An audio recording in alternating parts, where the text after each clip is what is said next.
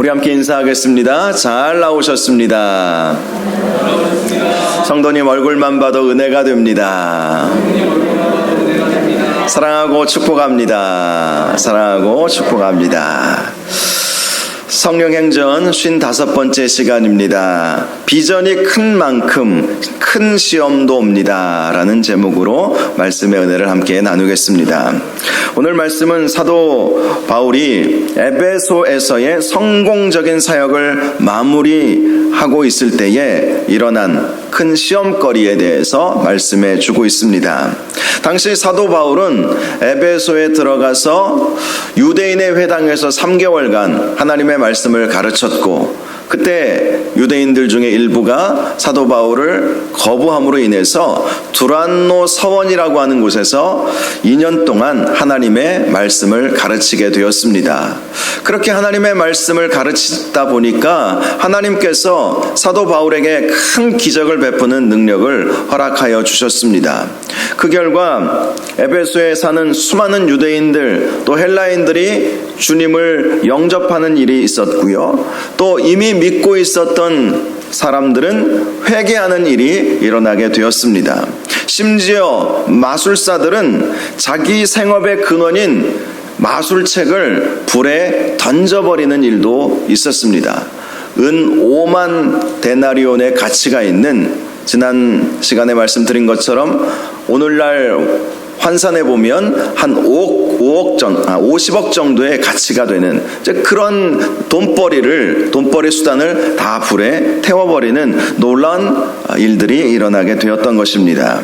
오늘 본문 21절을 보면 이 일이 있은 후에 이렇게 말씀하고 있죠. 바로 그렇게 에베소에서 놀라운 영적 부흥, 또 회개운동, 또 그 마술사들이 다 자신의 모든 것들을, 그런 마술책들을 불지르는 그런 일들이 있은 후에 이제 사도 바울이 마게도냐와 아가야를 거쳐서 예루살렘으로 가기로 작정을 하게 되었습니다.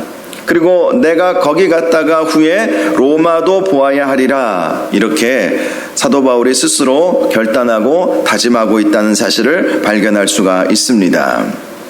자, 사도 바울이 마게도냐와 아가야를 거쳐서 예루살렘으로 가려고 했던 이유는 당시 예루살렘 교회가, 그 예루살렘 지역이 큰 기근으로 인해서 예루살렘 교회가 너무나도 어려웠기 때문이었습니다. 그래서 사도 바울이 2차 선교 여행 때 세웠던 마게도냐, 아가야, 마게도냐에서는 빌립보 교회, 그리고 데살로니가 교회, 그리고 베레아 교회, 이런 교회들을 세우지 않았습니까? 또 아가야에서는 고린도 교회를 세웠죠. 바로 이러한 교회들을 다시 한번 들러서 예루살렘 교회를 위한 구제 헌금을 모아서 예루살렘으로 가서 예루살렘 교회를 돕고자 했던 그런 계획을 세웠던 것이었습니다. 그리고 그는 4차 선교 여행을 계획을 했습니다. 예루살렘에 갔다가 이제 4차 선교 여행을 해야 되는데 로마로 가야 되겠다, 이런 생각을 하게 되었던 것이죠.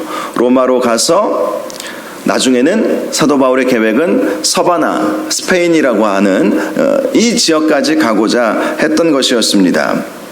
로마서 15장 23절을 보니까 이 로마서는 로마 교회 성도들에게 보낸 편지 아니겠습니까?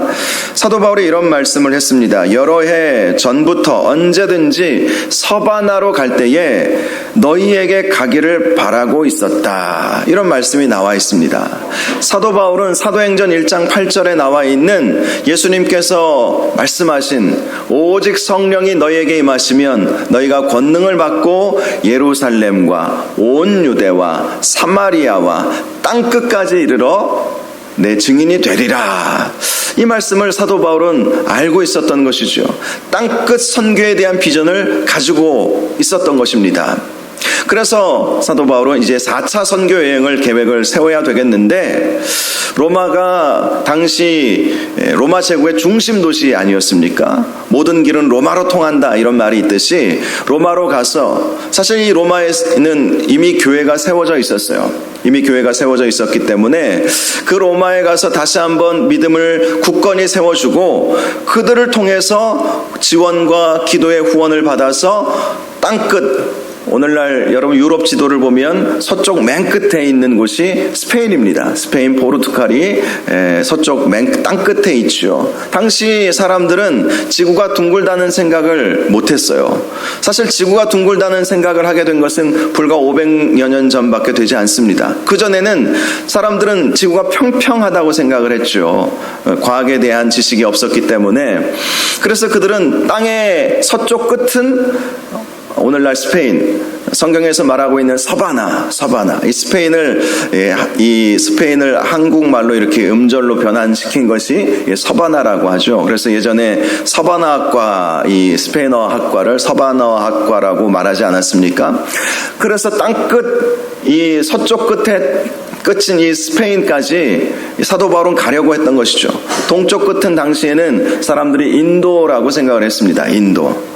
그래서 사람들이 당시 영국의 이 사람들이 인도로 가기 위해서는 대륙으로 걸어서 가는 것보다는 바다를 건너가는 것이 편하다고 해가지고 이 바다를 이렇게 돌아서 인도로 갈 수 있다고 생각했던 것이죠. 그런데 나중에 알고 보니까 아메리카 대륙이 그 가운데 있지 않았습니까? 당시 사람들은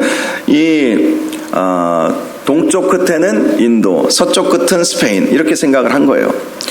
예수님께서 말씀하신 것처럼 땅끝까지 이르러 내 증인이 되리라. 이 말씀 때문에 사도 바울도 당시 로마 제국의 중심 수도였던 로마로 가서 거기에 있는 로마 교회 성도들을 다시 한번 복음으로 일깨워주고 교회를 든든히 세운 다음에 그리고 그들의 후원을 받아서 스페인까지 가려고 그렇게 계획을 세웠던 것이지요. 물론 이러한 계획은 사도 바울의 생각만으로 세워진 계획은 아니었습니다. 왜냐하면 오늘 본문에 작정하여라고 하는 이 단어가요, 헬라어 원문 성경을 보면 에테토 엔토 푸니마티 이렇게 나와 있습니다. 즉 성령 안에서 결정하여 이렇게 번역을 할 수가 있는 것이죠. 즉 사도 바울은 기도하는 중에 이제 에베소에서의 사역이 이제 마무리되고 큰 부흥의 역사를 이루게 되었기 때문에 이제 자신은 떠날 때가 되었다 이렇게 생각을 하게 된 것이고요. 이제 마게도냐와 아가야 2차 선교여행 때 세웠던 그 교회들을 방문을 하고 그곳에서 구제헌금을 받아서 당시 굉장히 어려움을 당하고 있었던 예루살렘 교회에 가서 예루살렘 교회를 도와주려고 계획을 세운 것이죠. 그리고 4차 선교여행을 계획하면서 로마로 갔다가 이제 땅끝 서바나까지 가려고 그렇게 성령 안에서 계획을 세우게 되었던 것입니다. 아마도 당시 사도 바울은 이제 60이 다 되는 그러한 나이였을 것입니다. 계산을 해보면 그 정도 나이가 나옵니다. 즉 당시 사도 바울은 이제 땅끝까지 복음을 전하면서 그의 인생을 마무리하려고 하는 원대한 계획을 세우고 있었던 것입니다. 22절을 보면 자기를 돕는 사람 중에서 디모데와 에라스도 두 사람을 마게도냐로 보내고 또 자기는 아시아에 얼마 동안 더 있었다 이렇게 말씀하고 있죠. 디모데와 에라스도를 마게도냐로 보낸 이유는 구제헌금을 준비시키도록 하기 위해서였죠. 준비하려면 이래 헌금을 모아두어야 되지 않겠습니까? 당장 있는 얼마의 돈으로 예루살렘 교회를 돕기는 어려웠기 때문에 미리 디모데와 에라스도를 마게도냐로 보내서 성도들로 하여금 준비를 시켰던 것이죠. 그리고 사도 바울은 아시아에 얼마 동안 더 있었다. 이 에베소에서 사도 바울은 말씀을 보면 사도행전 20장 31절을 보면 에베소에서 3년간 있었다 이렇게 말씀하고 있거든요. 그러니까 계산을 해보니까 우리가 대략 한 5, 6개월 정도는 더 이 에베소에 머물면서 마게도냐 교회는 구제헌금을 준비하는 기간으로 삼아주고 그리고 자신은 에베소에서 사역의 마무리를 하려고 했던 것입니다. 그런데 그렇게 사도 바울이 에베소에서의 사역을 마무리하면서 교회가 점점 더 평안해지고 은혜로워지고 큰 부흥의 역사가 있었지만 그만큼 에베소에 고난도 찾아오게 되었다. 시험이 찾아오게 되었다는 것을 우리가 볼 수가 있습니다. 23절을 보면 그때쯤 되어 이 도로 말미암아 적지 않은 소동이 있었다. 자, 사도 바울이 이제 사역을 마무리하고 예루살렘으로 갔다가 4차 선교 여행을 준비하고 있는 바로 그때, 또 에베소 교회는 평안하여 든든히 서가고 부흥하고 많은 사람들이 주님 앞에 돌아오는 바로 그때에 이 도로 말미암아, 여기서 말하는 도는 복음이지요. 복음 때문에 적지 않은 소동이 일어나게 되었다. 큰 소동이 일어나게 되었다라는 것이었습니다. 24절 이하의 말씀을 보니까 당시 데메드리오라고 하는 은장색이 있었습니다. 그는 은으로 아데미 신상의 모형을 만들어서 직공들에게 적지 않은 벌이를 하게 해준 사람이었습니다. 그가 그 직공들과 영업하는 자들을 다 모으게 된 것이었습니다. 그리고 그들에게 이런 말을 합니다. 여러분도 알거니와 우리의 풍족한 생활이 이 생업에 있는데, 자, 아데미 신상의 모형을 만들므로 그들은 풍족한 삶을 살았다는 것이죠.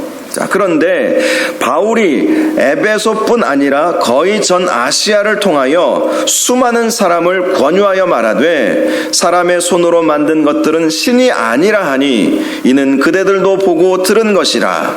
우리가 이 영업이 천하여질 위험이 있을 뿐 아니라 큰 여신 아데미의 신전도 무시당하게 되고 온 아시아와 천하가 위하는 그의 위엄도 떨어질까 하노라. 한마디로 사도 바울이 지난 3년 가까이 에베소와 온 아시아의 복음을 전함으로 인해서 자기들이 만들어 팔았던 그 아데미 신상 모형이 팔리지 않게 되고 자신들의 생업이 큰 위기에 빠지게 되었다. 이것을 이 데메드리오가 함께 일하는 사람들을 모아서 그 이야기를 해 주었던 것입니다. 이 사실을 통해서 당시 사도 바울이 복음을 전한 에베소와 아시아가 이 복음으로 인해서 놀라운 역사들, 영적 갱신의 경험들을 하게 되었다는 것을 알 수가 있지요. 이 은장색이 자신의 사업이 위기에 처해질 거라는 생각이 들 정도로 큰 그는 위기감을 느끼게 되었던 것입니다. 안 팔리니까 그랬던 것 아니겠습니까? 당시 에베소에는요, 엄청나게 큰 아데미 여신상이 있었다고 합니다. 그리고 에베소 사람들은 그 여신상을 모시기 위해서 가로 120m, 이 유적을 발굴해 보면 가로 120m, 세로 60m나 되는 엄청난 크기의 신전을 지었다고 해요. 엄청난 것이죠. 120m, 높이 60m나 되는 어마어마한 소아시아 지역을 가보면, 그러니까 오늘날 튀르키예라고 말하죠. 그 지역에 가보면 엄청나게 높은 그런 기둥들이 있잖아요. 그 기둥의 높이가 60m나 되는 거예요. 그리고 가로는 120m나 되는, 그러니까 사실 상상할 수 없는 그런 신전을 지었던 것이죠. 당시 로마 사람들은요, 아데미 여신을 다산의 여신으로 믿고 있었습니다. 그래서 수많은 사람들이 자식의 복을 얻기 위해서 아데미 신전을 찾아왔던 것이고요. 그리고 그 신전 주위에는 이렇게 찾아온 사람들에게 기념품을 만들어 팔았는데 그것이 바로 아데미 신상의 모형이었습니다. 그 모형을 은으로 만들어서 비싼 값에 팔았던 것이죠. 사람들은 큰 여신인 그 우상을 섬기기 위해서 왔고, 또 집으로 돌아갈 때에는 그것을 기념해서 작은 모형들을 가지고 돌아갔으니 얼마나 많은 사람들이 거기에 찾아왔으면 그들이 그것으로 풍족한 생활을 했겠습니까? 그러니까 많은 돈을 벌어들였던 것입니다. 그런데 사도 바울이 온 에베소와 아시아 지역의 복음을 전함으로 소득이 급격히 줄어들게 되었던 것입니다. 그러자 28절을 보면 그 직공들과 영업하는 자들이 분노가 가득하게 되었다. 이제서야 깨달은 것이죠. 왜 그동안 이렇게 수입이 줄어들었나? 왜 이렇게 장사가 안 되지? 잘 몰랐는데 데메드리오의 이야기를 들어보니까 아, 그렇구나. 지금 바울이라고 하는 사람이 온 아시아의 복음을 전하면서 사람의 손으로 만든 것은 신이 아니다, 그렇게 선포하고 다녔기 때문에 결국은 자기들이 만든 그런 우상이 팔리지 않아서 소득이 줄어들었구나, 이 생각을 하니까 분노가 가득한 거예요. 그러면서 그들은 크다 에베소 사람의 아데미여 하면서 아데미 여신을 찬양하게 되었습니다. 그리고 급기야 29절을 보면 시내로 그들이 들어가 소동을 일으키기 시작한 것입니다. 그리고 바울과 같이 다니는 마게도냐 사람 가이오 그리고 아리스다고를 붙잡았어요. 그리고 연극장으로 데리고 달려 들어갔습니다. 재판하기 위해서, 또 그들을 따지기 위해서, 사람들을 선동하기 위해서 그들을 데리고 들어갔던 것입니다. 연극장은요, 노천극장을 말합니다. 당시에 약 24,000여 명을 수용할 수 있는 엄청나게 큰 극장이었다고 합니다. 30절 이하의 말씀을 보니까 그 소식을 들은 사도 바울은 가이오와 아리스다고가 붙잡혀 들어간 연극장으로 들어가려고 했어요. 왜 안 그렇게 했어요? 자기가 전한 복음 때문에 자기로 인해서 예수 믿게 된 두 사람이 붙잡혀서 사람들에 의해서 끌려서 연극장으로 들어가게 되니 자기가 이 문제를 해결하려고 친히 연극장으로 가려고 했죠. 그런데 제자들도 말리고요. 또 아시아 관리 중에 바울의 친구된 어떤 이들이 그에게 통지하여 연극장에 들어가지 말라 이렇게 권하게 되었던 것입니다. 당시 아시아 관리들은 정치와 종교적인 업무를 담당하던 관리들이었습니다. 그들은 아직 예수 믿는 사람들은 아니었던 것 같아요. 물론 사도 바울이 그들을 친구로 삼은 것은 그들이 예수 믿도록 하려는 마음을 가지고 있었기 때문이었습니다.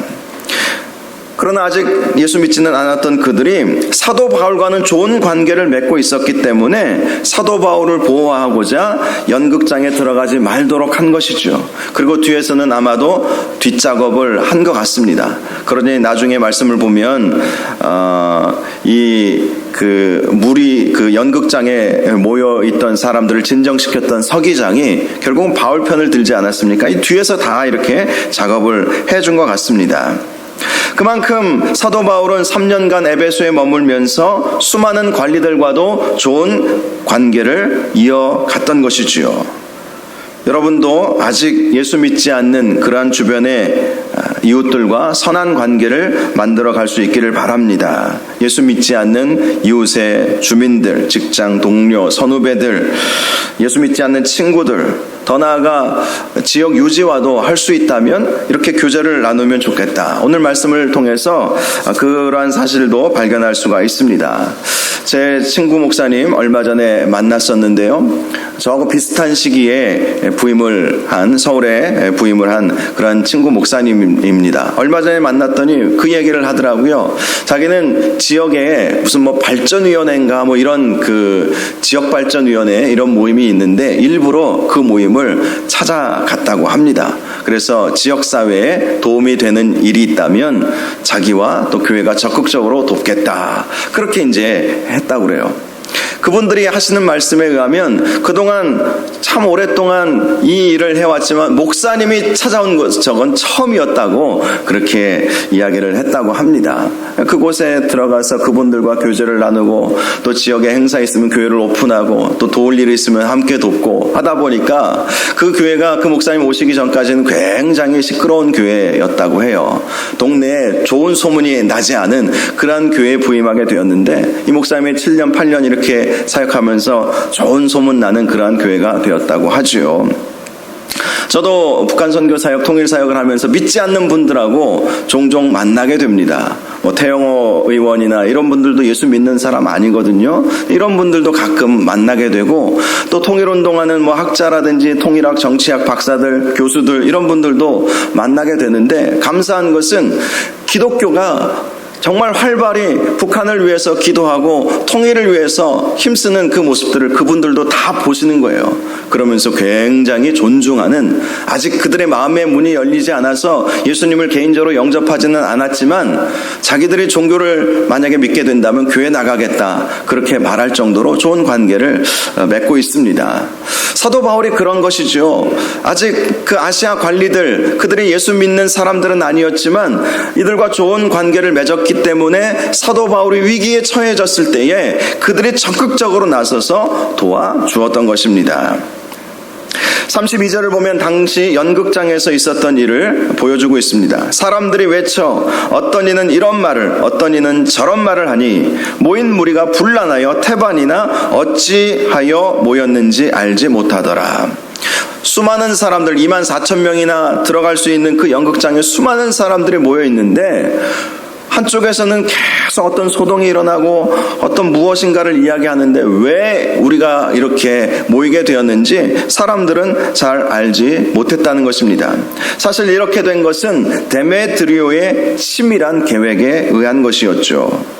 그는 당시 지역사회에 선한 영향력을 미치고 있었던 사도 바울을 법적으로는 대적할 수 없다는 사실을 잘 알고 있었기 때문에 직공들과 영업하는 자들을 선동하고 시내로 나가서 시민들을 선동해서 한마디로 군중심리라는 것이 있지 않습니까? 그 군중심리를 동원해서 사도 바울을 쫓아내고 예수 믿는 사람들을 핍박을 하려고 계획을 세웠던 것입니다.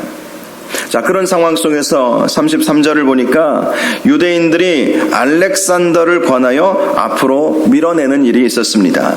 이 유대인들은 예수 믿는 유대인들을 말하는 것이 아닙니다. 그들은 지금 수많은 사람들이 연극장에 모여서 뭔가 심상치 않은 일들이 일어날 것 같은데 이것이 혹시나 불똥이 자기들에게 튀지 않을까 이런 생각을 하게 되었던 것이지요. 그래서 알렉산더를 권해서 앞으로 나가서 말을 하게 했던 것입니다. 그러나 34절을 보면 성난 군중들은 그가 유대인이라는 사실을 알고 다 한 소리로 크다 에베소 사람의 아데미여 하면서 2시간이나 이 아데미 여신을 찬양하는 일이 있게 되었습니다. 2시간이나 했다는 것은 그들이 군중 심리에 빠져서 예수 믿는 사람들에 대한 그들의 분노가 극에 달했다는 것을 말씀해 주는 것입니다.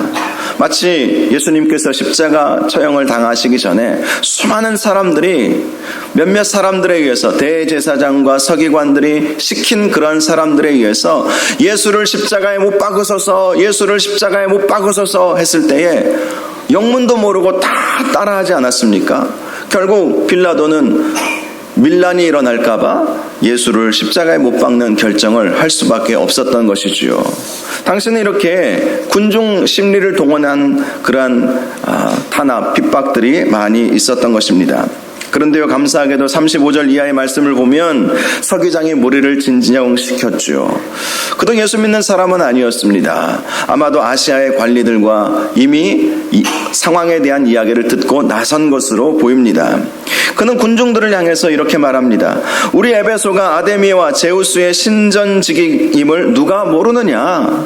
당신들이 뭐 그렇게 말한다고 해서 아닌 것이 맞는 것이 되고 맞는 것이 아닌 것이 되는 것은 아니다. 이 말을 한 것입니다.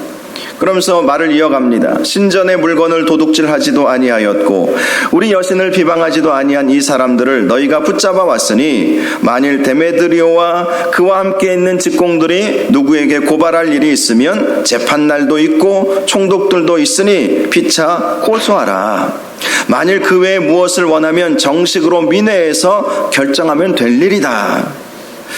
오늘 아무 까닭도 없이 이 일이 우리가 소요사건으로 이 일에 대한 소요사건으로 인해서 책망받을 위험이 있고 우리는 이 불법 집회에 관하여 보고할 자료가 없다.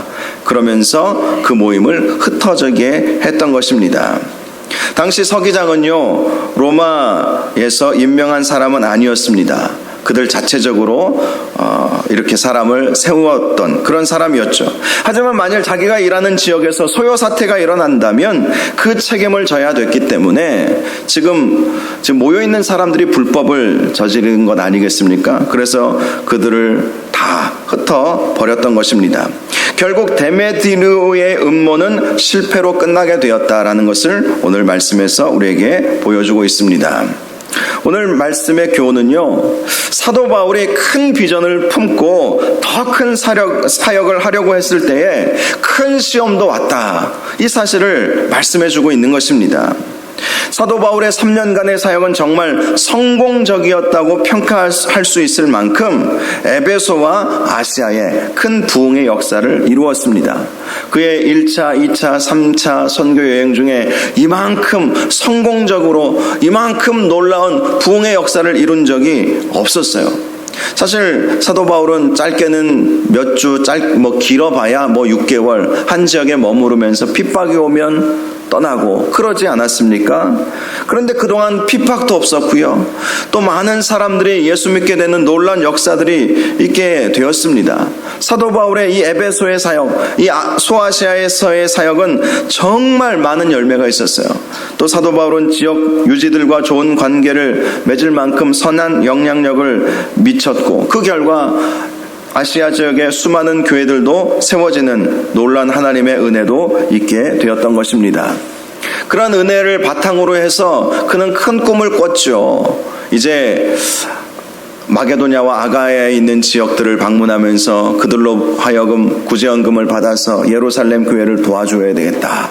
그리고 이제 4차 선교행, 나이도 이제 내가 60이 다 돼가는 이 나이에 이제 인생의 마무리가 될 수 있을 것 같은 이 4차 선교여행을 계획해야 되겠다. 이 4차 선교여행은 로마로 가서 로마 교회를 든든히 세워준 다음에 그들의 후원을 받아서 땅끝까지 가서 땅끝에서 내가 죽으리라.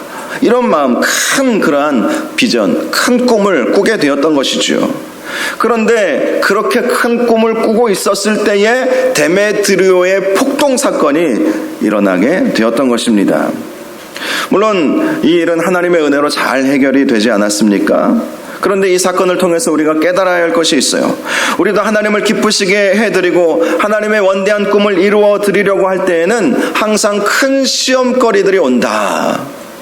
항상 우리가 그러한 사실들을 기억하고 있어야 한다는 것입니다. 중요한 것은 그러한 시험을 어떻게 대처하느냐 하는 것 아니겠습니까? 사도 바울은 목숨 걸고 대처하려고 했었어요. 자기로 인해서 생겨난 일이기 때문에 가이오와 아리스타고가 고난을 당하면 안 된다는 마음으로 성난 군중 속으로 들어가려고 했던 것입니다. 그의 그러한 행동은 목숨을 거는 행동이었죠. 그가 그렇게 할 수 있었던 이유가 무엇이었겠습니까? 하나님을 전적으로 의지했기 때문이었습니다. 죽으면 죽으리라 이런 마음으로, 죽으면 죽으리라 하는 마음으로 그 큰 시험거리, 그 큰 시험 앞에서 죽으면 죽으리라 하는 마음으로 그 성난 군중을 향해서 들어가려고 했던 것이지요. 그러므로 어떤 시험거리가 있으면 여러분 포기하지 마시고요. 적극적으로 대처하시기 바랍니다. 죽으면 죽으리라 라는 마음으로 기도하시기 바랍니다.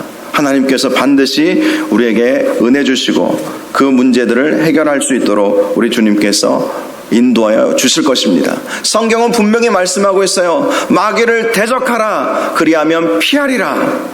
숨지 말고 도망치지 말라는 것이죠. 사도 바울이 숨지 않았어요. 도망치지 않았어요. 시험거리가 왔을 때 그것을 죽으면 죽으리라 하나님을 의지하는 마음으로, 기도하는 마음으로 달려 들어가려고 한 것 아니겠습니까? 물론 제자들도 말리고 아시아 관원들도 사도 바울의 그 마음을 알기 때문에 그들이 우리가 알아서 뒤에서 잘 해결할 테니까 당신은 가만히 있는 것이 좋겠다 이렇게 권하는 일도 있지 않았습니까? 그래서 들어가지 않았을 뿐이지 사도 바울은 정말 주님을 의지하는 마음으로 마귀를 대적하면 그들이 피할 것이다 라는 그런 확신으로 이 문제를 회피하지 아니하고 적극적으로 대처했다는 것을 우리에게 보여주고 있는 것입니다. 지난 금요일에 말씀드린 것처럼 우리는 영적 전쟁을 하고 있죠. 영적 전쟁의 삶을 살아가고 있습니다. 붉은 용으로 묘사된 사단이 여자를 교묘히 뒤에서 공격하고 있다. 여기서 말하는 여자는 교회를 의미한다. 그러니 교회를 교묘하게 뒤에서 공격하고 있는 그 사단의 세력들이 있다는 것입니다. 뒤에서 교묘하게 교회와 성도들을 핍박하고 유혹하고 있다는 거예요. 그런데 교회가 그 영적 전쟁에서 어떻게 승리할 수 있었습니까? 하나님께서 그에게 두 날개를 주셨고 그를 3년 반 동안 말씀으로 양육받을 수 있도록 해 주었기 때문에 교회가 영적 전쟁에서 승리할 수 있었다. 이 말씀을 해주고 있어요. 두 가지를 항상 기억해야 돼요. 우리가 영적 전쟁에서 승리하려면 첫 번째로는요, 두 날개가 있어야 됩니다. 두 날개에 대해서는 지난 금요일에 자세히 말씀드렸으니까요. 여러분 동영상 제가 보내드린 또 교회 홈페이지에 들어가셔서 확인을 해보시면 됩니다. 이 두 날개가 의미하는 것은 뭐 학자들이나 목회자들에 따라서 좋은 말씀들은 참 많이 하셨더라고요. 뭐 소그룹과 대그룹이다, 말씀과 기도다, 성령과 성경이다, 또 믿음과 선행이다, 뭐 이렇게 말씀들을 하시는데, 제가 생각하는 두 날개는 균형 잡힌 신앙생활이에요. 어느 한쪽에 치우치지 않고, 사실 말씀과 기도만 해도 균형을 잡아야 되지 않겠어요? 말씀의 날개는 강한데 기도의 날개가 약하면 날아오를 수 있습니까? 따라올 수가 없어요. 빙빙 쳇바퀴 돌듯이 그냥 주변만 도는 거예요. 한 날개만 펄쩍펄쩍거리면 제대로 날을 수가 없는 거예요. 두 날개가 다 있어야 되는 것이죠. 그런데 그 두 날개가요, 작으면 높이 오를 수 없습니다. 날개가 커야, 독수리가 날개가 엄청 크지 않습니까? 독수리처럼 날아오르려면 이 말씀과 기도, 성경과 성령, 믿음과 선행, 뭐 대그룹과 소그룹 뭐 이렇게 말씀하시는데, 이런 것들이 크게 또 균형을 잡고 있어야 되는 것이죠. 또 교회가 승리했던 아주 중요한 그러한 방법 중에 하나가 3년 반의 양육을 받았다. 하나님의 말씀으로 든든히 세워졌다는 것을 말씀해 주고 있지 않습니까? 하나님의 말씀을 들어야 그 말씀을 통해서 힘을 얻고 영적 능력을 공급받고 사단과 싸워서 이길 수 있죠. 지난주 말씀드렸던 것처럼 마귀가요, 우리를 공격할 때 이기는 방법은 말씀으로 이기는 방법밖에 없어요. 예수님도 말씀으로 마귀를 이기시지 않았습니까? 40일 동안 금식하면서 예수님께서 기도하고 계셨을 때 마귀가 시험했어요. 돌이 떡이 되게 해보라. 그리고 성전 꼭대기에서 뛰어내려 보라. 그리고 천하 만국을 다 보여주면서 나에게 절해봐라. 다 주겠다. 더 이상 나는 너와 싸우고 싶지 않으니까 나에게 절 한 번만 하면 내가 다 그냥 줄게. 그렇게 유혹을 했을 때 예수님께서 이기신 방법은 말씀으로 이겼어요. 기록되었으되 사람이 떡으로만 살 것이 아니요 하나님의 입으로 나오는 말씀으로 살 것이니라. 주 너희 하나님을 시험하지 말라. 기록되었을 때 주 너희 하나님을 시험하지 말라. 기록되었으되 다만 하나님만을 섬기라. 성경에서 분명히 말씀하고 있다. 말씀으로 마귀의 공격을 예수님도 이기셨어요. 예수님도 말씀으로 이기셨다면 우리가 말씀이 없으면 어떻게 이길 수 있겠습니까? 그래서 말씀으로 양육받는 시간이 우리에게 필요하다라는 것을 알려주고 있는 것입니다. 그렇습니다. 마귀는 끊임없이 우리를 공격해요. 뭘 잘 되는가 싶으면 공격을 하는 거예요. 에베소 교회가 너무 잘 되지 않았습니까? 막 부흥이 일어나지 않았습니까? 기적도 일어나지 않았습니까? 믿지 않는 사람들이 막 예수 믿겠다고 찾아오는 역사가 있지 않았습니까? 그런데 그리고 또 사도 바울은 막 원대한 꿈을 꾸고 막 어떤 분위기가 너무 좋으니까 야, 내가 땅끝까지도 갈 수 있겠다. 그런 생각을 하고 있을 때 교회에 핍박이 왔다는 거예요. 시험거리가 온 거예요. 우리 신앙생활도 똑같습니다.